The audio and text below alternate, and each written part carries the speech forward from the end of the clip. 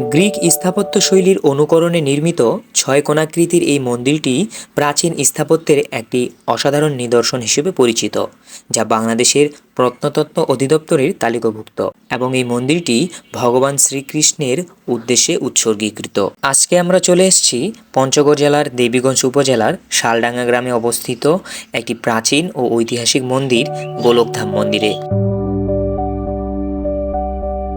দেবীগঞ্জ উপজেলা বিশেষ করে ইতিহাসের দিক থেকে অনেক সমৃদ্ধ। এটি একসময় ভারতের কুচবিহার রাজ্যের অন্তর্ভুক্ত ছিল।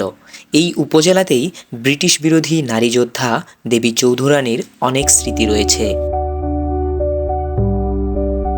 এই এলাকাটি একসময় হিন্দু অধ্যুষিত এলাকা ছিল। 1711 সালে মুঘল ও কুচবিহার রাজ্যের মধ্যে সন্ধি হয়। রাজা রূপনারায়ণ কুচবিহার রাজ্যে সন্ধিসূত্র লাভ করেন। পরবর্তীতে 1776 সালে মুঘলদের ফকির কুস্তি নামক ফৌজদারি অঞ্চল প্রাচীন রংপুর জেলায় রূপান্তরিত হয়। নমস্কার, আমরা এই মুহূর্তে পৌঁছে গেলাম শালডাঙ্গা গোলকধাম মন্দিরে। তো এখানে এসে দুঃখের বিষয় হলো যে দেখেন মেইন গেটের মধ্যে হচ্ছে তালা লাগানো, তালা ঝোলা আছে। আর আমরা কিভাবে যাব আসলে ঠিক বুঝতে পারতেছি না যে কিভাবে ঢুকবো এখানে। আমরা এখন একটু জিজ্ঞাসা করবো আশেপাশে আর কি। আমরা ওই দাদাকে জিজ্ঞাসা করলাম চাবি আসলে কার কাছে আছে। তো উনি একজনের কথা বললো, উনি চাবি নিয়ে আসতেছে। আমরা এই যে দেখতে পাচ্ছেন, আমরা ওয়েট করছি এখন চাবির জন্য। আর এইটা হচ্ছে শালডাঙ্গা বাজার, তাই না? শালডাঙ্গা বাজার গোলকধাম মন্দির।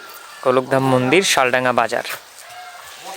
এইটা আসলে তালা লাগানো কেন, মানে উন্মুক্ত নাই কেন আসলে? না আসছে হ্যাঁ, এই তো? দুপুরবেলা 11টার দিকে ওটা পূজারি থাকে, পূজারি আছে। মানে এই সময় তালা বন্ধ থাকে, হ্যাঁ। তালা দেওয়া থাকে। তালা দেওয়া থাকে, আবার এই একটু পরে চলে পূজারি আসবে, তালা খোলা।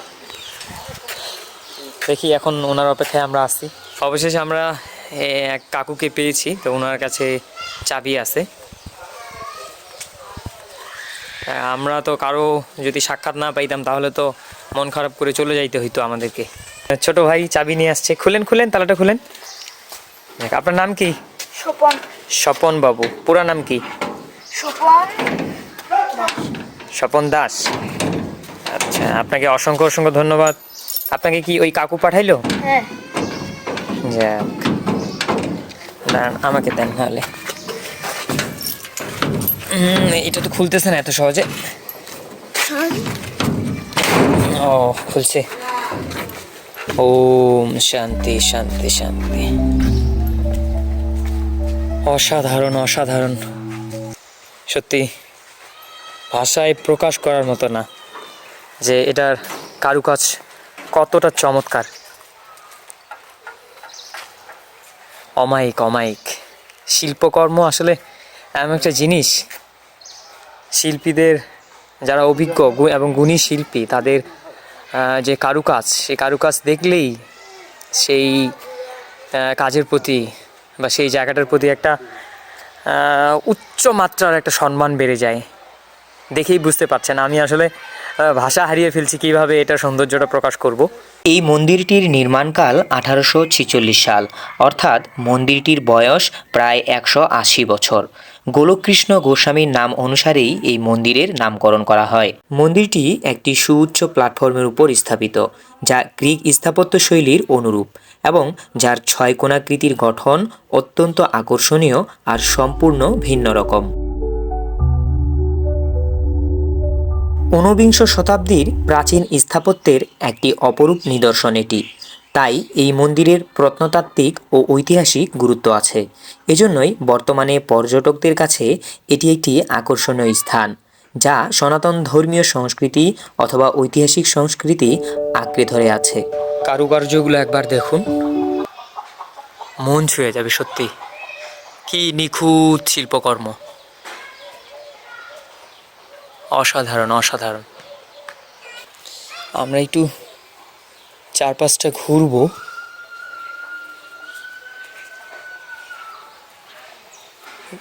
সামনের দিকে একটু আলাদা এবং মন্দিরের পিছন দিকে একটু আলাদা রকম ডিজাইন আর কি। আমরা এবার মন্দিরের একেবারে ভিতরে প্রবেশ করে ফেলেছি। হ্যাঁ, এইখানে এইটা কি আসলে? এটা কি ওই মন্দিরের ভেতর থেকে ওখানে কিছু ঢালা হয়, দুধ বা জল, ওইটা মানে মন্দির এটা। ওইটা গড়িয়ে এখানে আসে, তাই না? মূলত ভিতরে কিসের বিগ্রহ আছে, মানে প্রতিমা, কিসের প্রতিমা আছে? রাধা কৃষ্ণ। রাধা কৃষ্ণের প্রতিমা আছে ওখানে। এটা হচ্ছে এই গোলকধাম মন্দিরের মেইন গেট। ভিতরে রাধাকৃষ্ণের বিগ্রহ আছে। আমরা এই মুহূর্তে আপনাদেরকে আসলে দেখাতে পারছি না, কারণ এইখানকার চাবিটা আমাদের কাছে নাই। আর উপরে যে দেখতে পাচ্ছেন, প্রায় 180 বছরের পুরাতন কাঠ দেখতে পাচ্ছেন, এগুলো হচ্ছে শাল কাঠ। যত প্রাচীন স্থাপত্য আছে, মন্দির বলেন আরও মসজিদ বলেন, যত প্রাচীন স্থাপত্য শিল্প, এগুলোতে শাল কাঠটাই হলো মেইন। প্রচুর অনেক অনেক শাল কাঠ ব্যবহার করা হয় এখানে। ওই পাশের রুমগুলো কিসের? ওইগুলো ওইগুলো ওই প্রসাদের রান্না বান্না। হ্যাঁ, রান্না। রান্না খাওয়ার জন্য। ও আচ্ছা, এই যে উঁচা জায়গাটা দেখতেছি, এখানে কি হয়?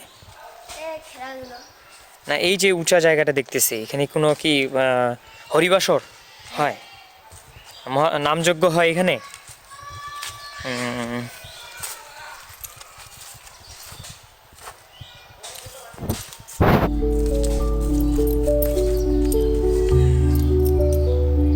নমস্কার কাকু, ভালো আছেন? আচ্ছা, এই যে গোলক কৃষ্ণ গোস্বামী, উনি যে এই মন্দিরটি স্থাপন করেছেন, এটি মূলত রাধাকৃষ্ণের রাধাকৃষ্ণ, হ্যাঁ, মন্দির, তাই না? মন্দির, হ্যাঁ। তো ওনারা যেটা দেখলাম যে 1846 সালে এটা প্রতিষ্ঠিত। 1846 সালে প্রতিষ্ঠা। ওনাদের বাড়ি কোথায় ছিল মূলত? তো কুচবিহারে ছিল। কুচবিহার। হ্যাঁ, ভারত কুচবিহার। কুচবিহারে। তো উনি এত দূরে এসে এই রাধাকৃষ্ণের মন্দির স্থাপন করেছেন। হিসাবে বলছিল। এখানে সাপ্তাহিক কোনো অনুষ্ঠান হয়? হ্যাঁ, সাপ্তাহিক বলতে কি প্রতিদিন ত্রিসন্ধ্যা হয় আর কি। প্রতিদিন হ্যাঁ, আর মাসিক একটা করে ইয়ে বড় হয়। অনুষ্ঠান হ্যাঁ, বড় হয়। অনুষ্ঠান। এখানে কি নামযজ্ঞ অনুষ্ঠান হয়? নামযজ্ঞ অনুষ্ঠান হয় সেটা বছরে একবার, বছরে দুইবার। দুইবার? বছরে দুইবার। সময়টা একটু বলে দিবেন প্লিজ। হ্যাঁ, একটা হয় আপনার মনে করেন যে কার্তিক মাসে, হ্যাঁ, আর একটা বৈশাখ মাসে। কার্তিক মাস আর বৈশাখ বৈশাখ মাসে। মাসে। তো এই দুই সময়ের মধ্যে হ্যাঁ, হ্যাঁ। আপনারা একটু খোঁজ নিয়ে দেখবেন। যিনি এই মন্দিরটি প্রতিষ্ঠা করেছেন, উনি মূলত জমিদার ছিলেন। জমিদার ছিলেন, হ্যাঁ, জমিদার ছিলেন। এই যে পত্তপুর দিয়ে গেছে আর কি। যখন ওরা ভারতে যায়, ভারতে যাওয়ার পরে একটা পত্তন দিয়ে গেছে। ওনারা আবার এইখানে এসে আবার ভারতে চলে যান। হ্যাঁ, ভারতে ছিল। দেশের বিভিন্ন প্রান্ত থেকে ছুটে আসা দর্শনার্থীরা প্রতিনিয়ত এই মন্দিরে ভিড় করেন এবং স্থানীয় সনাতন ধর্মাবলম্বীরা এই মন্দিরে নিয়মিত পূজা অর্চনা করে থাকেন। সমস্ত মন্দির পরিদর্শন করে বুঝলাম, এই মন্দিরটি যদি আরও সুন্দর করে রক্ষণাবেক্ষণ করা যায়, তাহলে এটির কারণে পঞ্চগড় জেলা এবং দেবীগঞ্জ উপজেলা ঐতিহাসিক প্রেক্ষাপটে আরও সুপরিচিত হয়ে উঠবে। আমরা এখন মন্দির থেকে প্রস্থান করছি। তো আপনারা সময় পেলে অবশ্যই এত সুন্দর, মনোরম, শান্ত, নীরব জায়গায়, এই মন্দিরে, এত সুন্দর চমৎকার একটা মন্দিরে অবশ্যই এসে ঘুরে যেতে পারেন। মন নিমিষে ভালো হয়ে যাবে।